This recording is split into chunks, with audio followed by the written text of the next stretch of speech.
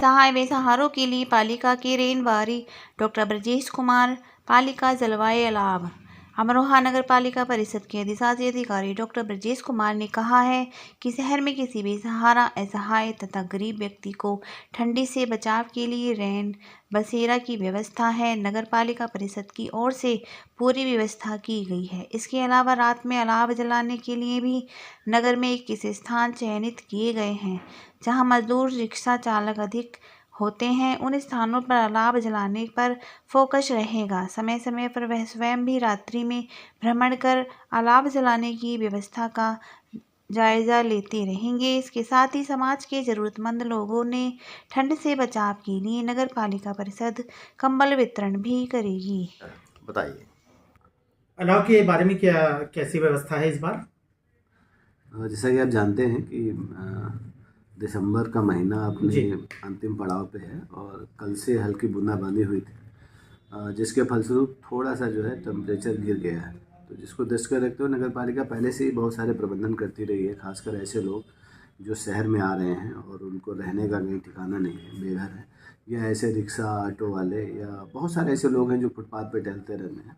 तो उनके लिए नगर पालिका द्वारा जो है 2 बहुत ही बेहतर रेन बसेरों की व्यवस्था की गई है। एक हमारा रेन बसेरा जो है वो स्टेशन रोड पे है, जिसमें महिला और पुरुष का अलग अलग जो है, वहाँ कोई भी व्यक्ति जो स्टेशन पे आता है वो वहाँ रुक सकता है और वहाँ रजाई, गद्दा और पानी पीने की, चाय की सारी व्यवस्थाएं नगर पालिका द्वारा की गई है।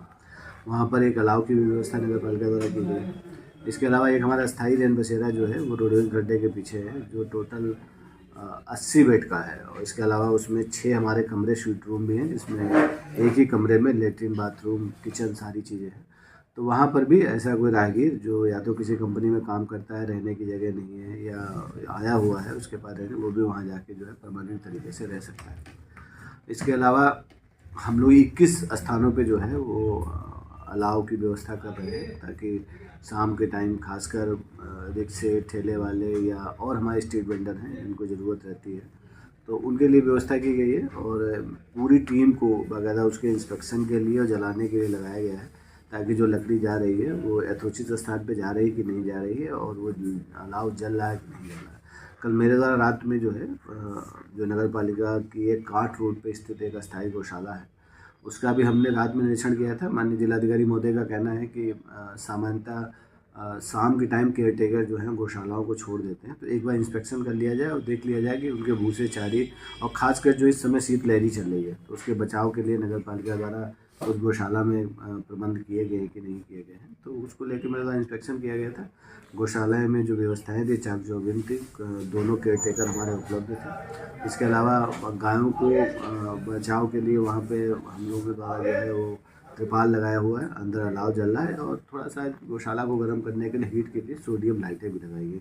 इसके अलावा भूसे चारे की सारी व्यवस्थाएं, तो चाहे वो निराश्रित पशु हों या यहाँ की आम जनता हो, सबके लिए बेहतर व्यवस्था, ताकि उनसे ठंड से बचाव हो सके। इसके अलावा हम लोग कंबल भी बांटेंगे भी 1-2 दिन में, तो उसके लिए भी बाकायदा हमारा टेंडर हो चुका है, सप्लाई आ जाएगी तो टेंडर बांटने, तो कंबल भी बांटने की कार्रवाई की जाएगी। तो नगर पालिका परिषद अमरोहा, जहाँ तक जाड़े के बचाव का संदर्भ है, तो जो भौतिक और स्थानीय स्तर पे क्या व्यवस्थाएं हैं और धरातल पर क्या उनकी स्थिति है, वस्तु स्थिति है, उससे हम लोग पूरी तरह परिचित हैं और प्रयास कर रहे हैं कि और बेहतर व्यवस्थाएं जो है इस अमरोहा शहर को दी जा सके। धन्यवाद।